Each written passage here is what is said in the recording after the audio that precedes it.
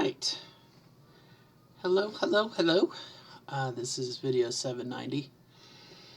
And I think this video might be something like The Good Little Housewife or something like that. But what set it up is my mom's coming to town for Christmas-ish. It's a little early for Christmas. It's December 4th, but my mom likes to kind of come in between Thanksgiving and Christmas, kind of like in the middle. And so, part of having her come in, this being the weekend before, I've done a lot of cleaning, in my apartment, my duplex that I live in. And my daughter, she injured her ankle. She's sprained ankle, so she really can't clean. So I this time around, I have done a lot. And it kind of made me think about, I thought about my mom and the world and the society that my mom grew up in. When my mom was kind of a young woman, teenager, ish, older than a teenager, but younger, you know what I mean? Like 20-ish, 19-ish, 21-ish. She got married early to my dad. And,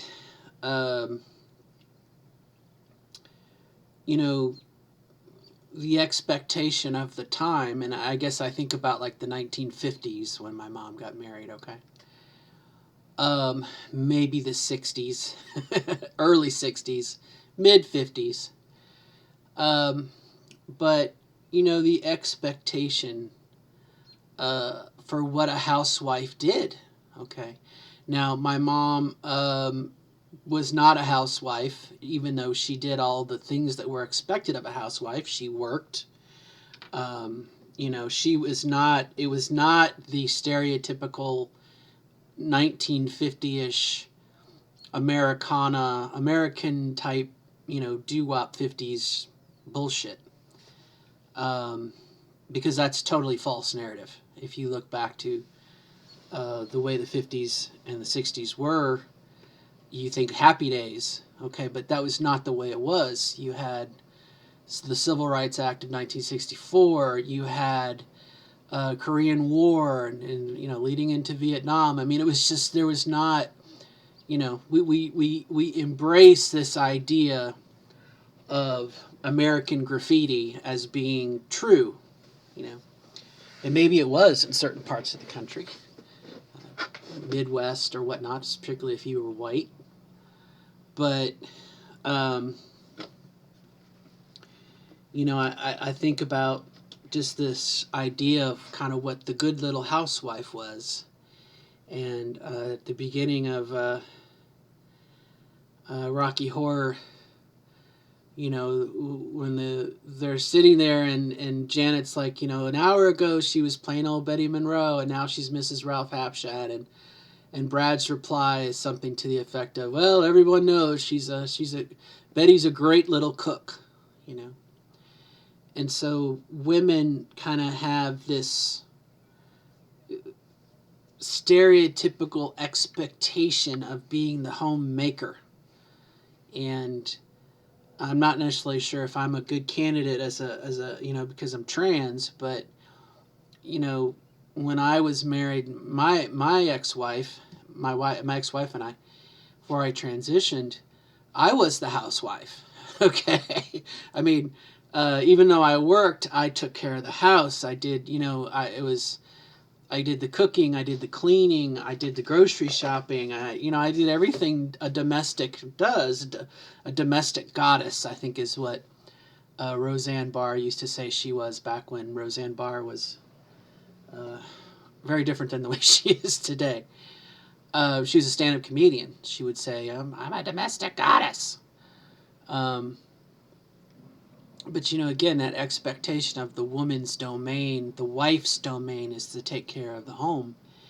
And it kind of made me think this morning, I was kind of getting embarrassed, because my level of cleanliness is so very different from hers.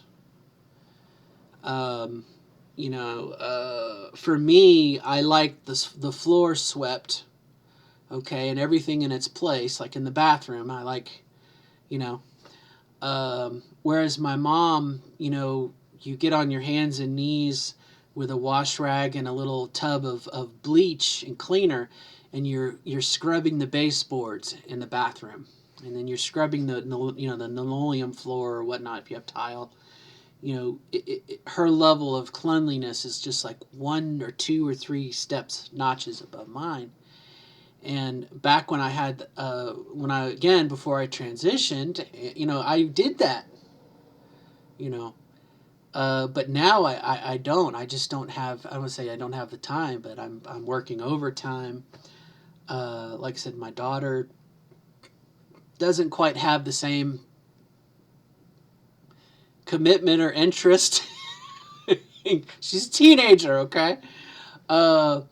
So again, things that, I'm looking at now, like the windowsill in my bedroom where the cats, they'll jump up on it, and let's say they have wet feet or something from the bath, and they leave little paw prints. That doesn't bother me. But like my mom, everything has to be kind of spotless, and I kind of have this mental image of in the Little Shop of Horrors, the movie, the song, Somewhere That's Green, and you have Audrey's idea out of Better Home and Gardens, the house. And of course, obviously, it's made to be kind of hokey, like out of Better Homes and Gardens. The house is immaculate, and it's everything's very angular and perfect. Very feng shui. Very open energy flowing through and whatnot. But everything's clean, and even Audrey's like, I something like I Love Lucy and Donna Reed. Again, the models of the day. Again, you think about the Ricardo household from I Love Lucy was spotless. And again, the models of the day. Donna Reed was one. June Cleaver from Leave It to Beaver. The housewives had this like expectation that the house was somewhat of a reflection of themselves, and they had to be the house had to be ready in case you had visitors, just in case the man brings home someone, or the boys, Eddie and the Beaver are going to bring what was his name, Wally. I don't know much about Eddie, Leave It to Beaver. I know Eddie was the kind of the asshole friend of the brother. But anyway, again, the kids, you just have to be ready. What if someone comes over for tea? I have to, my doilies have to be right. My tea set has to be right. All of these things that were kind of the homemaker, and the woman is judged on the home. And it kind of, like I said this morning as I was cleaning and getting ready, doing those little things, scrubbing with bleach, and probably, if you do that, bless your heart, you're probably a better person than I am, Duggan. But, again, it's whatever level of, I guess is what you're willing to accept as normal. But I think, like I said, I thought about how kind of the woman stereotype is judged on that. And definitely when you go into someone else's home and it's messy, what do you think about? And maybe you're the type of person you don't care what the other person thinks. This is the way I live. If you don't like it, get the fuck out.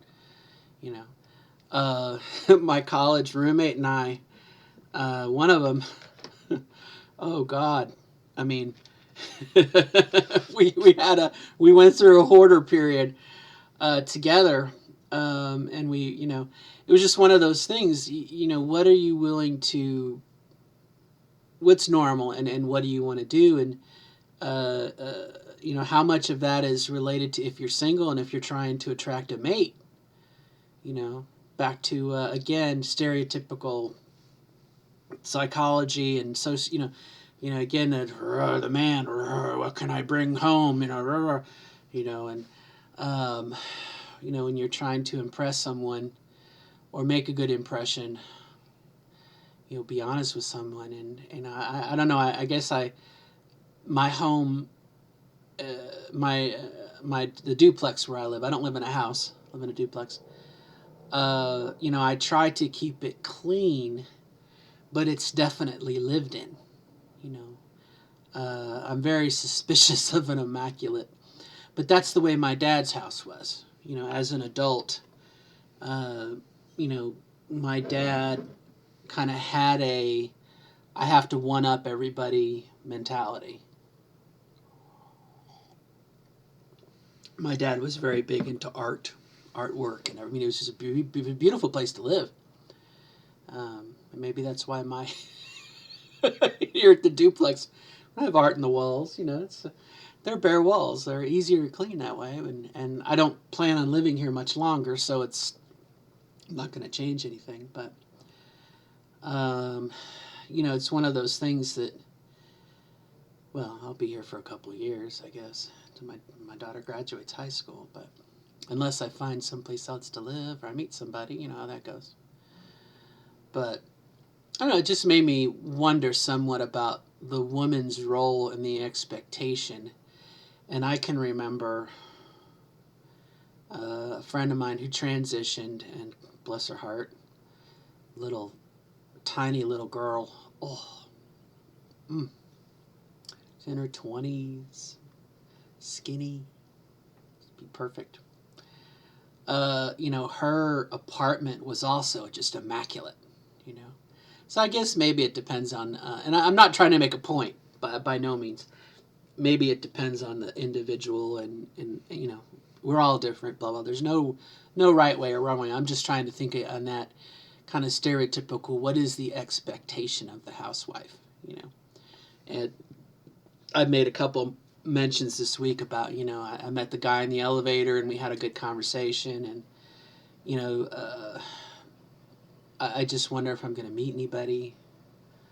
Am I ready to meet somebody? Do I want to meet, do I want to be with, it's like so much of my life right now is with my daughter, and my daughter's spending the weekend at my ex-wife's place. And so it's, it's kind of been like, woohoo, party here.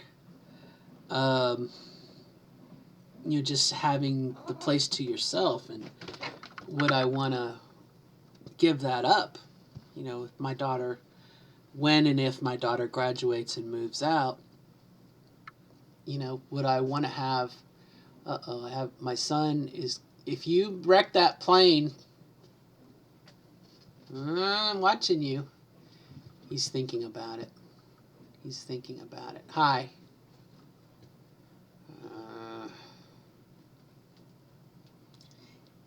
Kids, what are you going to do? You can't get mad at a cat for being a cat. He's very curious. He wants to lay on top of the plane, but the plane's bigger than he. Anyway, sorry, I got off track. But yeah, kind of attracting a mate, and there's a couple players. There's some friends I have that kind of play Warhammer or D&D, and I'm kind of thinking, if there was anyone in the world that I would be compatible to cohabitate with, it probably would be someone who was into Dungeons and Dragons or Warhammer or something. My ex-wife was not. She was into football and NASCAR, and there's nothing wrong with that. Hockey, but she didn't have hobbies. And I think I would probably cohabitate best with someone who has hobbies. I think hobbies are a good way of getting out tension, aggression, and stress, and doing something, as opposed to just sitting around and watching TV and smoking. That's something I'm not interested in. But kind of like I had said before, like with the person I know who plays Warhammer, would they ever see me as something more than just a fellow gamer? Would they ever see me instead of, in addition to that, as being a woman, a woman with needs, I tried this morning to get some action and it didn't happen, and it kind of frustrates me. And toys and stuff is nice, but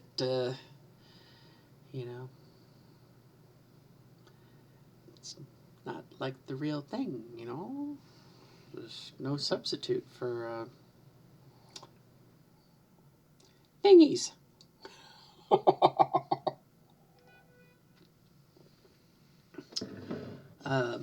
When the mood strikes me. But then I thought yesterday somewhat about, again, that I wouldn't want to have sex all the time. When I was in college, the second time, I had a fuck me friend. I had a fuck buddy. And she and I, we knew it was not a relationship. It was not going to be a relationship. It was just a fuck me friend. And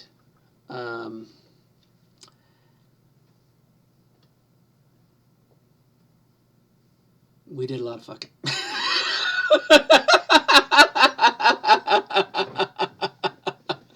We did a lot of fucking. I showed my wild oats, and that's not really something I'm into. But I wonder too, and maybe this is really going way off topic, but being asexual, just it's just every once in a while I get the urge, I get the fever. I'm like Mr. Spock. What is the Vulcans? What do they get every so often? They get the fever. They have to mate or something. They have to fuck. It happens. Ponfar. I think it's called Ponfar. Yeah, Ponfar. The Vulcans, they're very intellectual and removed, but boy, when they get the fever, they go to it. And then they get out of it and they say, that was very logical. Was it as logical for you as it was for me?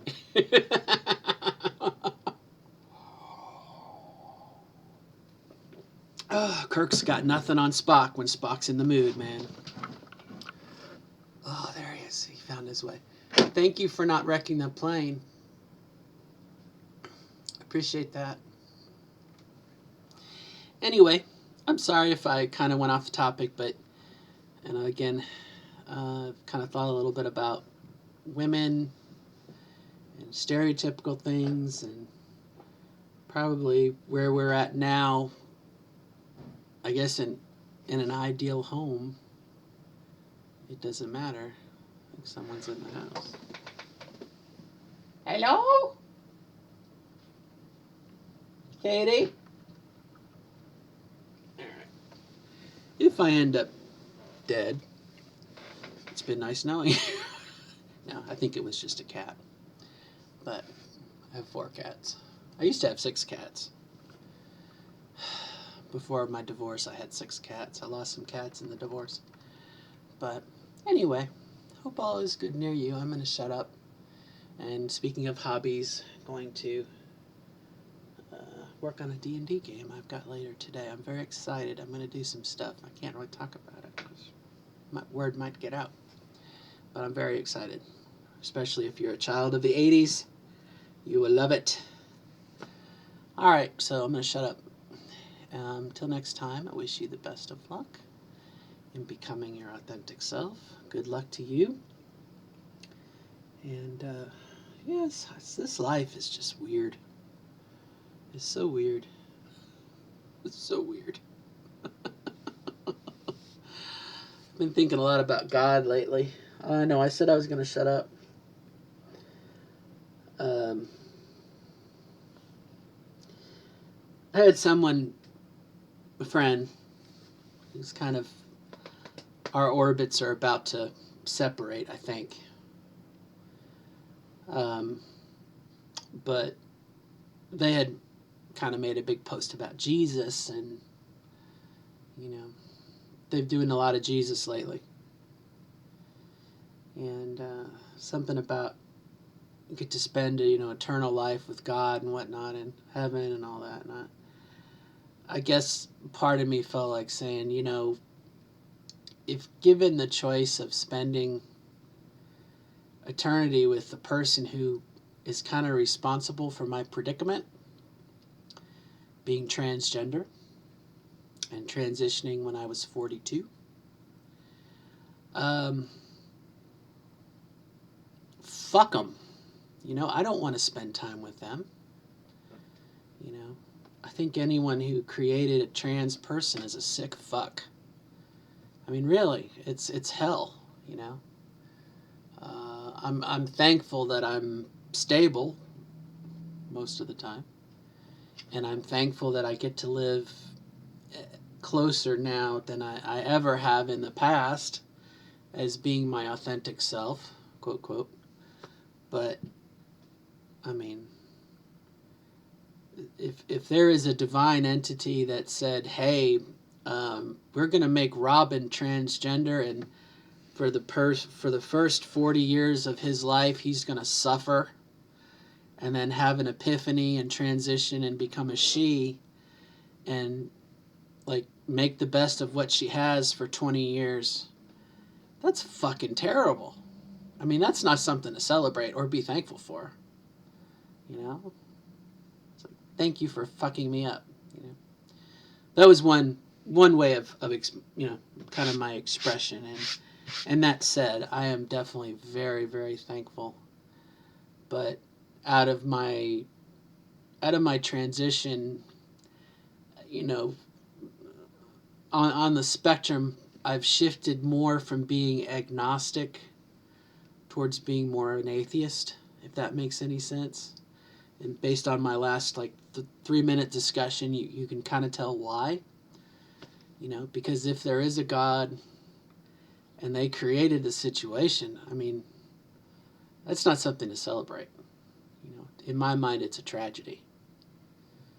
And maybe take a step back and say as a race of beings, the human race, okay, as a group of living organisms,